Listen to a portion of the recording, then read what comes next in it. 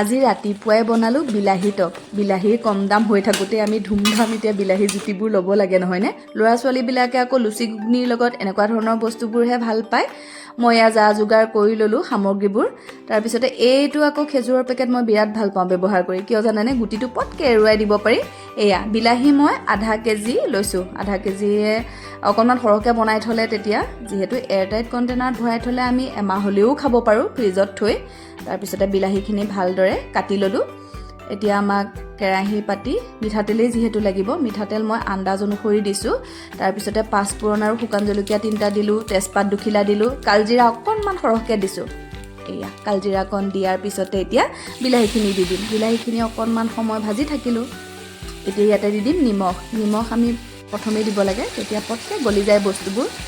নিমখ দিয়াৰ পিছত অকণমান সময় ভাজি এতিয়া ইয়াতে দি দিম অকণমান হালধি, ৰংটো ধুনীয়া হ'ব। হালধি দিয়াৰ পিছতো ভাজি থাকিলোঁ। ভাজি ইয়াতে আকৌ দি দিম এতিয়া ইলাইচি 3টা। ইলাইচি দি দিলে গোন্ধটো বৰ ভাল লাগে নহয়। ঢাকন মাৰি প্ৰায় 3 মিনিটমান সিজাই দিলোঁ কম জুইত। এতিয়া দি দিলোঁ চেনি। চেনি দিয়াৰ পিছতে চেনি আৰু গুড় মই সম পৰিমাণেই লওঁ। ভাজি থাকিলোঁ। ভাজি এতিয়া দি দিম গুড়খিনি। এয়া গুড় দিলেহে আকৌ ৰংটো ধুনীয়া উঠিব। গুড় দিয়াৰ পিছতে ভাজি মেইন ইনগ্ৰিডিয়েণ্টটো দি দিম এতিয়া খেজুৰ। মই বিলাহী টক ভাল পোৱাৰ এটা কাৰণ হ'ল খেজুৰ যে থাকে সেইকাৰণে বিলাহী টক মই বহুত বেছি ভাল পাওঁ।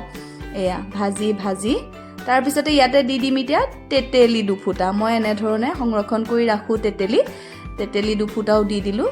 অকণমান টেঙাটো বেলেগ ধৰণৰ হৈ পৰে তেতিয়া। তাৰপিছতে ভালদৰে ভাজি থাকিলোঁ। ভাজি কম জুইত সিজাই 15 মিনিটমানটো লাগেই আৰু। এয়া তাৰপিছতে এতিয়া গেছটো অফ কৰি দিলোঁ।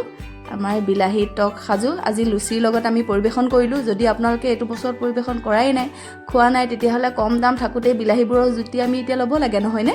সেয়া